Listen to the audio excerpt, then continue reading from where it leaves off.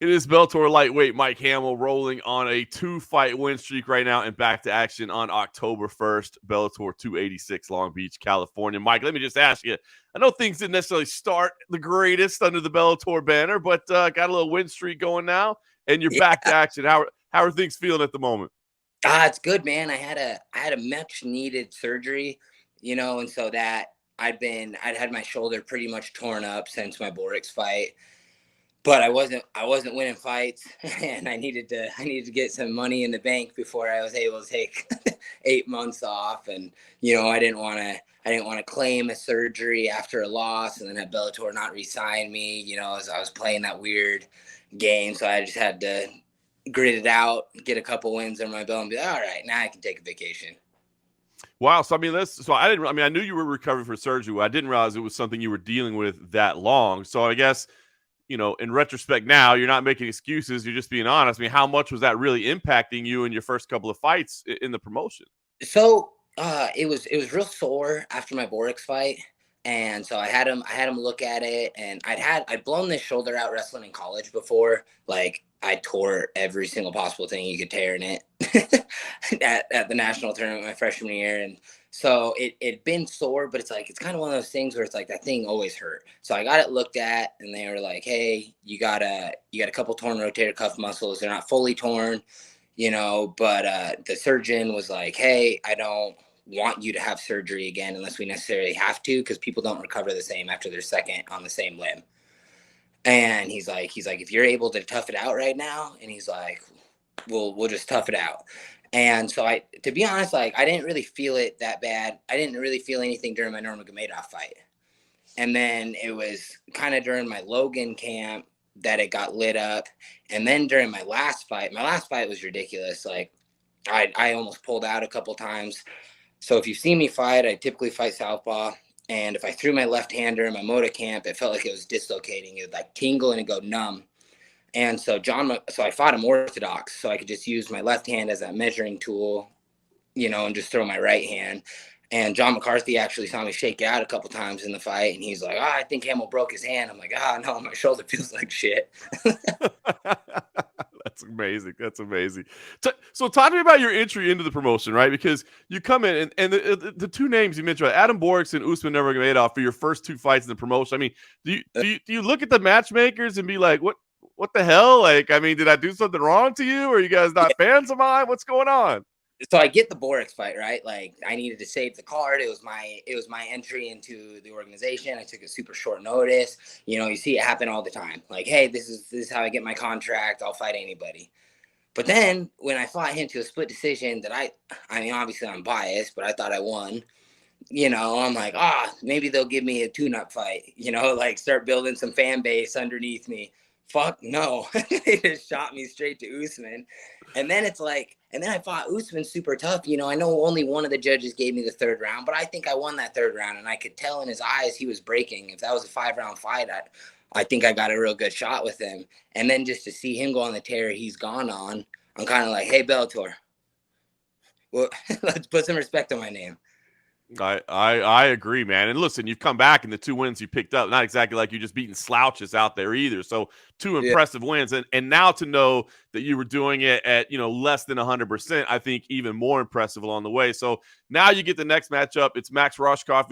It's the new signee. It's the guy that had the UFC experience, battled his way back through Cage Warriors. I guess, what were the thoughts when that was the call to face him? Because it's a high-profile signee, right? So when they give you the matchup, what are the thoughts?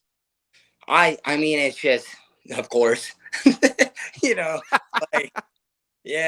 keep feeding me these guys, and it's a compliment to me. I've looked at it that way. Nothing hurts my feelings, but I think a lot of people write Max off because of his UFC performance, and I don't necessarily think that's fair to him. I knew Max from the wrestling scene. We were both college wrestlers, not personally, but I know his name. Max is a stud, and Max is tough, and he really truly believes in his wrestling and his grappling, and he's really high level with it. And I think he gets a bad rap for what happened in the UFC. But with that being said, I would never fucking do that. You're not going to see me quit on the bench. I got hit. I think I think in my Usman fight, I got kicked to the body like 70 times. Like I remember I had toe print bruises for like weeks afterwards, just on random parts of my chest and stomach and everything like that. Like, trust me, man, there were moments in there where my liver was quivering and I wanted to quit, but you're not gonna get that out of me. So with as much respect as I have for Max, he's got that bitch in him, and I just got to bring it out. It's funny, man, because I was wondering how you were gonna say. I have a soft spot for Max. He coached my kid for a little bit here in Las Vegas, Yeah, right? So because of that, I have a real soft spot. But I like what you're saying, because I think what you're saying is true. Is that, listen, if you're only evaluating that one performance, you're not getting the proper picture of what's in there. So it's nice to hear you yeah, say they had that respect, but at the same time, that performance did happen. And if you're an opponent looking at him, how can you not think that it's a possibility to try to make it happen again? yeah. You can't ignore it, but it's also one of those things that I'm not putting too much weight on. I'm ready to go in there and get in a 15-minute war, and him be prepared to do the same. If I get anything less than him being 100% for 15 minutes, I'm gonna feel like he's letting himself down. I know he has the potential to do that.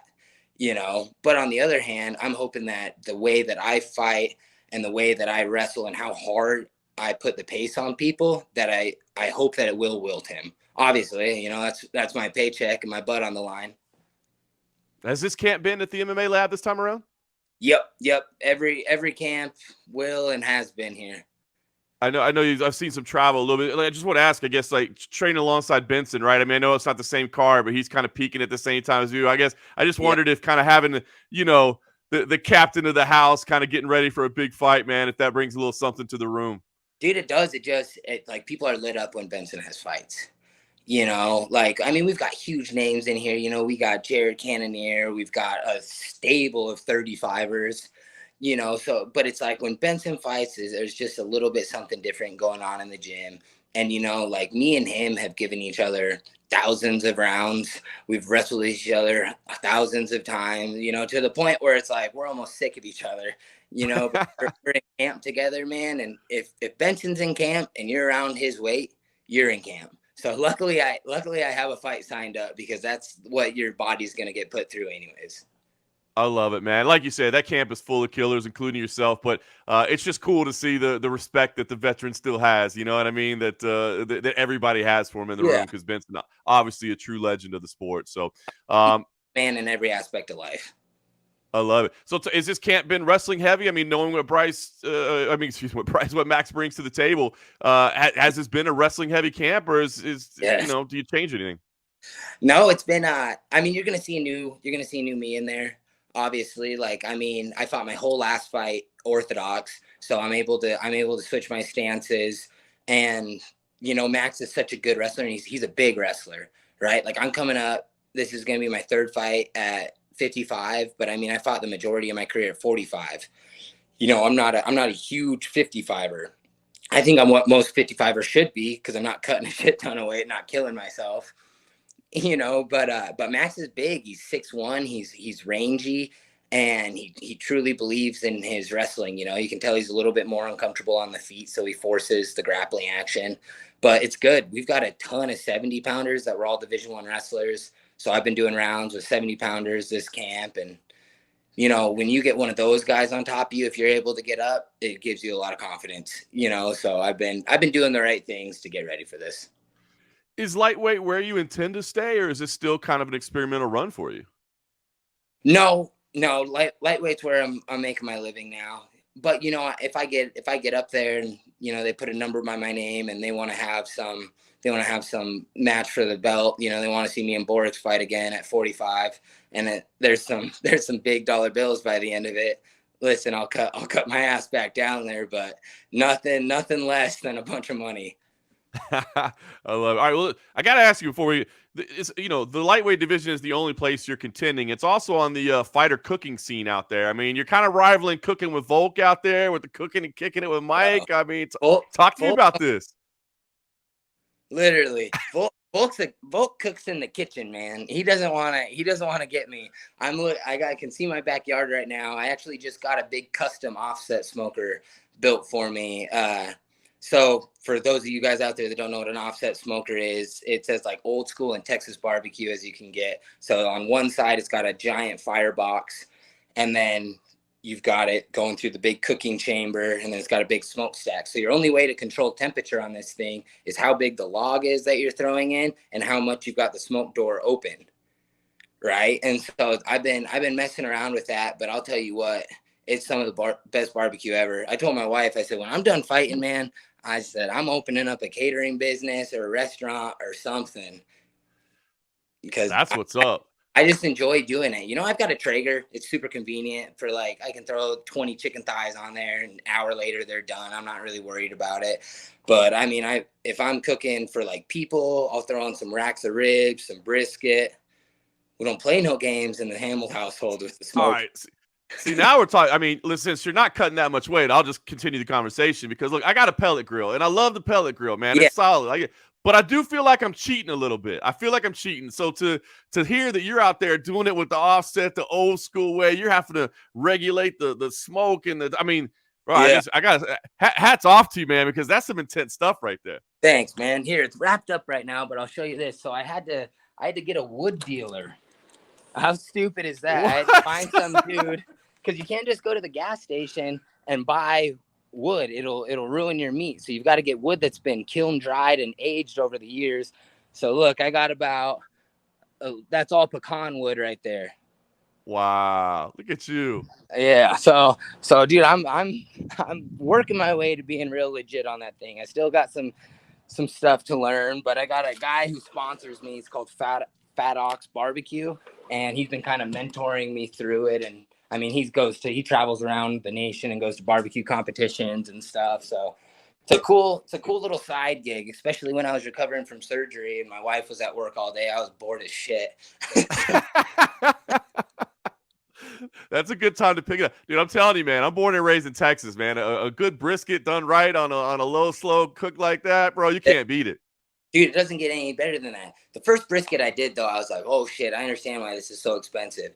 I was out there every 30 minutes managing the fire till like 4 a.m. I was like in my underwear, just out there, just half awake, probing it. That's awesome, man. Well, barbecue talk with Mike Hamel. I love it. So cooking with Volk, you'll give Volkanovski the kitchen. You're saying he's all right. He can claim that as his. Yeah, that can be his domain. Hey, you can stay in there where the women cook. I'm cool with it. I'll be out there. It's all right. That's great. All right, Mike. Well, listen, I won't take more of your time. I won't make you think too much more about food while you're wrapping up camp. But I guess, what do we see here? I mean, this is, like I said, I think it's a high-profile fight for you. Obviously, it's a high-profile card. And, 3 in a row. Now you start calling some shots maybe. So what kind of fight do you think we see here? And what's the goal? You're just going to see a typical Mike Hamel fight, except I'm going to be a little bit quicker. I'm fast. I'm fast at 55. And I know Moda said that in his interview. He goes, he was so much faster than I intended. I was quick at 45, but I'm a whole nother beast at 55, and I've got a gas tank. I'm known for it. I'm not cutting as much weight, and I've been training my ass off for this. Everything in my body hurts right now because I've been giving it all this camp. So just expect a typical Mike Hamel fight. I'm going to come forward. I'm going to make him brawl. And, if we start wrestling, well, hey, bud, I was Division I too. I know a thing or two about it. I'm looking forward to it. I know two wrestlers, when they get together, usually end up striking, but I'm kind of looking forward to seeing some maybe little grappling on display for a little bit as well. Yeah. Hey, if it goes there, I'm not going to mind it. I love it. All right, Mike. Well, I'll let you get back to it, man. Appreciate your time. Best of luck on October 1st, and we'll talk to you afterward. Yes, sir. Appreciate your time. Have a good day, man.